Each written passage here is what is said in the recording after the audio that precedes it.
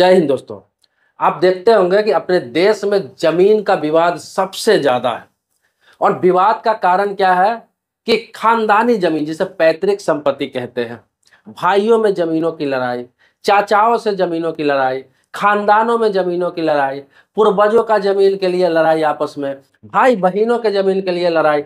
बहुत सारे मैटर होते हैं, बहुत सारे कारण होते हैं जिसमें लोगों की हत्याएं तक हो जाती है। लोग आपस में बरसों केस लड़ते रहते हैं कोर्ट में, 10 साल, 15 साल, 20 साल, भाई भाई का दुश्मन हो जाता है। इसी को लेकर इस बिहार सरकार ने जमीन का सर्वे स्टार्ट कर दिया है। देखिए, आपके बता दूं, जो जमीन का सर्वे होता है, ये होता क्या है। ये सिर्फ बिहार वाले नहीं देखे, वीडियो को देख रहे हैं आप किसी भी स्टेट का रहने वाले हैं, इस वीडियो को आप पूरा जरूर देखें, क्योंकि इससे पता चलेगा कि जमीन का सर्वे होता क्या है। ये तो बिहार से स्टार्ट हुआ है। पहले सर्वे को जानिए, सर्वे क्यों कराना जरूरी है बिहार वालों के लिए, और सर्वे से फायदा क्या होने वाला। देखिए, जमीन का सर्वे वो होता है कि जैसे कि आपने देखा होगा कि अभी किसी भी स्टेट में किसी के दादा के नाम से जमीन है, परदादा के नाम से जमीन है, और होता क्या है कि उनके चाचाओं में भी बंटवारा हो गया, भाइयों में भी बंटवारा हो गया, आपस में सब बंटवारा करके अपने अपने जगह पे घर बना के रह रहे हैं। लेकिन आज तक उनके नाम से प्रॉपर्टी नहीं हुआ है, जमीन अपने नाम से कराए नहीं हो कि ये मेरा हिस्सा है तो प्रॉपर मेरे नाम से, ये मेरा हिस्सा है तो प्रॉपर मेरे नाम से, ये मेरी बहन का हिस्सा है तो प्रॉपर उसके नाम से।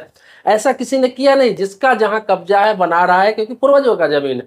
और इसी को लेकर बात बात पे कभी लड़ाई हो जाता है आपस में। इसके अलावा बहुत सारे ऐसे जमीन है जो दूसरे भाई का हिस्सा जमीन लोग दूसरे भाई बेच देते हैं, उनका चाचा बेच देता है, वो बेच चुका है, रजिस्ट्री कर चुका है। ऐसे भी बहुत सारे विवाद चल रहे हैं।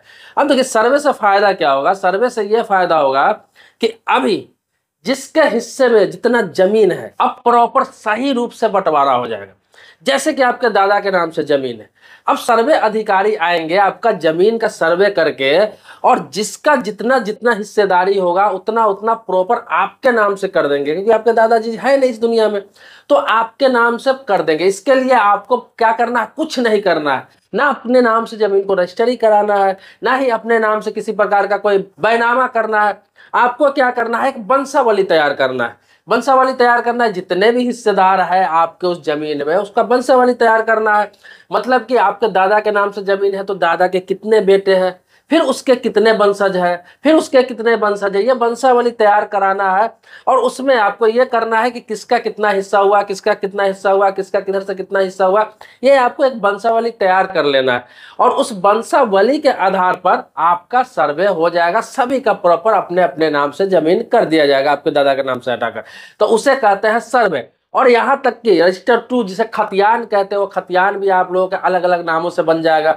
मतलब प्रॉपर वो जमीन आपका हो जाएगा, उस जमीन का मालिकाना हक आपके पास हो जाएगा। वो खानदानी जमीन, पूर्वज जमीन, वो आपका प्रॉपर पर्सनल जमीन बन जाएगा। ये जो सर्वे है, बिहार में लगभग 60 साल पहले सर्वे हुआ था, 60 से 70 साल पहले सर्वे हुआ था, और वो काफी दिनों तक चला था, 10-12 साल तक चला था। और जो सर्वे हुआ उसके बाद आज तक सर्वे नहीं हुआ। तो अभी सर्वे हो रहा है नई तरीके से, जिसमें सारा विवाद को खत्म कर दिया जाएगा।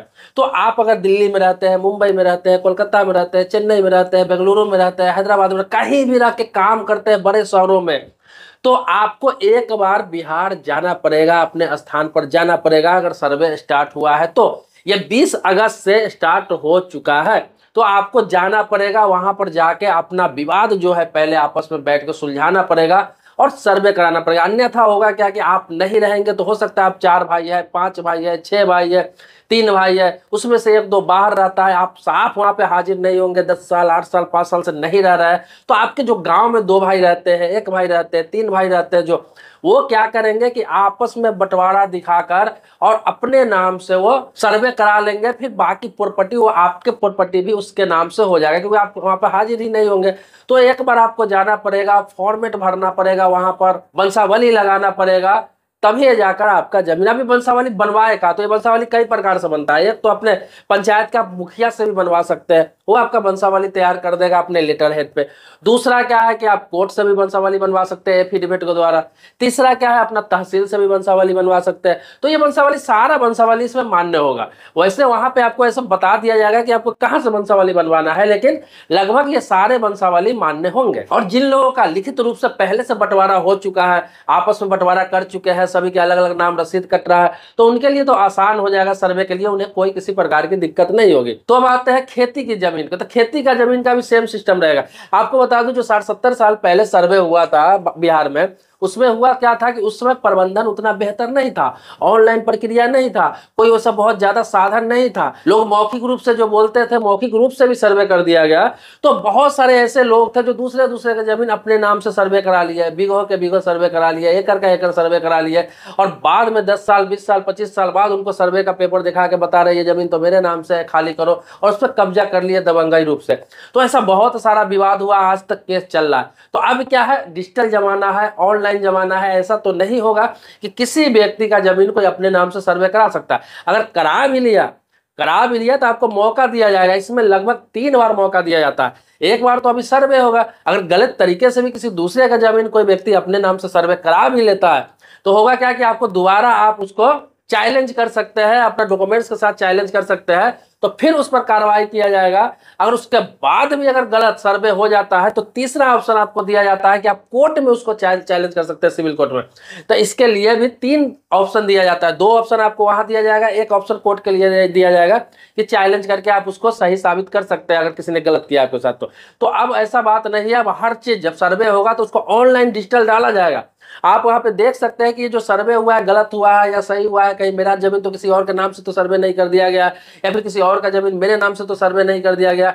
ये सारी चीजें आप देख सकते हैं। संतुष्ट अगर हो गए तभी आप सही है, नहीं संतुष्ट हो रहे हैं तो आप चैलेंज कर सकते हैं। इसके लिए भी आपको टाइम दिया जाएगा, समय दिया जाएगा। अभी तो स्टार्टिंग है, लगभग 45,000 गाँव का अभी सर्वे शुरू किया गया है, जो लगभग 20 जिला है। इससे पहले भी कुछ जिला का सर्वे किया गया है। तो आप बिहार में पता कर ले, आप अगर बाहर रहने वाले हैं तो पता कर ले फोन करके कि आपके गांव में अगर सर्वे स्टार्ट हो रहा है तो आप जल्द से जल्द, सर्वे जब स्टार्ट हुआ तो जल्द से जल्द जाकर प्रक्रिया में आप लग जाए। अन्यथा हो सकता है कि आप 10 साल 20 साल से बाहर में रह रहे हैं, नहीं जा रहे हैं गांव, और बाद में आप 10 साल बाद जाएंगे, अपने भाइयों से हिस्सा खोजेंगे तो पता चलेगा वो हिस्सा का जमीन तो उसके नाम से सर्वे हो चुका है, रसीद भी कट रहा है, उसके नाम से सारा डॉक्यूमेंट्स बन चुका है। फिर आपको कुछ हासिल होने वाला नहीं है, फिर आपको कोर्ट कचहरी का चक्कर लगाना पड़ेगा, वो जमीन फिर से आपको लेने के लिए 10-20 साल लड़ना पड़ेगा। उसके बाद भी फिर आपके हक में होगा या नहीं होगा इसकी कोई गारंटी नहीं है।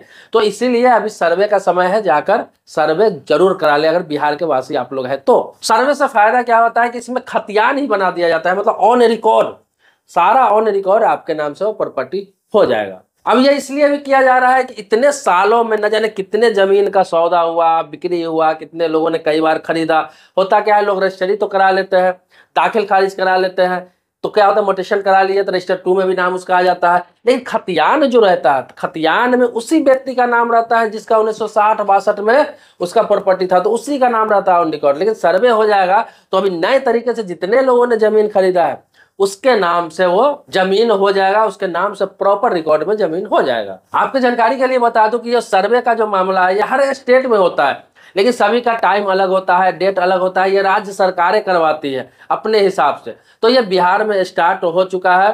आने वाले समयों में जमीन विवाद लगभग खत्म हो जाएगा अगर सर्वे प्रक्रिया सही से चल गया, ये फाइनल हो गया जिस दिन, तो आने वाले समय में लगभग बिहार का जमीन का समस्या, लड़ाई विवाद ये सारा खत्म हो जाएगा, क्योंकि नए तरीके से सर्वे होकर सभी के नाम से होकर ऑनलाइन सब चीज डाला जाएगा। हर चीज ऑनलाइन रहेगा, क्लियर रहेगा। न खरीदने वालों को कभी दिक्कत होगा, न बेचने वालों को दिक्कत होगा, न पारिवारिक दिक्कत होगा, न फैमिली का कोई दिक्कत होगा। तो यह चीज सारी समस्या का हल हो जाएगा।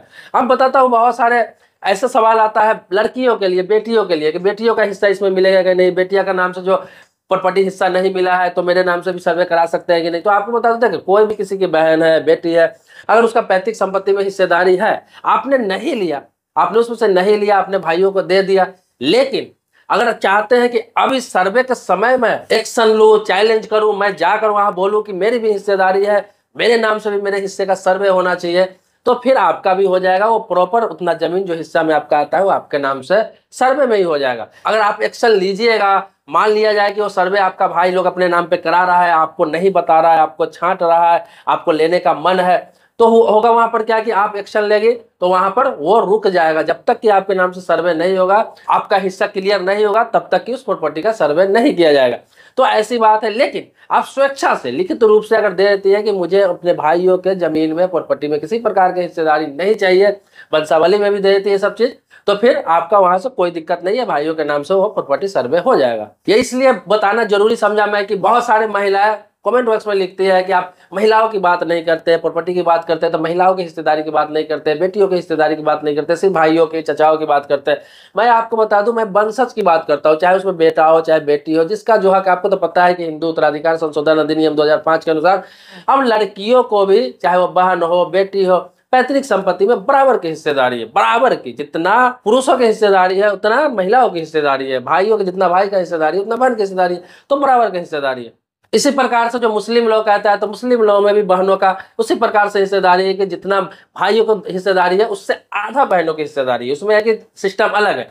जैसे कि मान लिया जाए कि 100 गज जमीन है, 100 गज, आसान भाषा में समझा रहा हूं, अगर 2 भाई 1 बहन है तो 40-40 गज 2 भाई का हुआ, 20 गज बहन का हुआ, मतलब जितना भाई का हिस्से में आएगा उससे आधा बहनों के हिस्से में आएगा। तो इस प्रकार से मुस्लिम लोग का है। लेकिन हिंदू उत्तराधिकार संशोधन अधिनियम में क्या कि हिंदुओं में बिल्कुल बराबर है, जितना बहनों का है उतना भाइयों के हिस्से बराबर है। देखिए अभी तो सर्वे स्टार्ट हुआ है, तो मैं इसके बारे में आपको जानकारी दिया हूँ, बताया है कि सर्वे होता क्या है, कैसे आपको कराना है।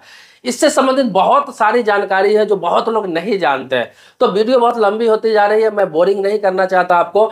आपके मन में कोई सवाल होगा, प्रश्न होगा, कुछ पूछना है, कुछ जानना है, इससे संबंधित आप कमेंट बॉक्स में लिखिए। अभी मैं वीडियो बना दूंगा इस पर, और भी प्रॉपर कई वीडियो बनाऊंगा। अगर इस पर जितने भी अपडेट आते हैं, जानकारी आती है, मैं वीडियो बनाऊंगा। बाकी आप सवाल करेंगे तो आपके सवालों पे भी वीडियो बनाऊंगा। तो चैनल से जुड़े रहे। सब्सक्राइबर पहले से है तो इसके लिए आपको धन्यवाद देता हूँ, लेकिन सब्सक्राइबर नहीं है तो चैनल को जरूर सब्सक्राइब कर ले, ताकि आपको वीडियो अगला मिलता रहे। मिलते हैं एक नए वीडियो में एक नए मुद्दे के साथ, तब तक के लिए शुक्रिया, धन्यवाद, जय हिंद दोस्तों।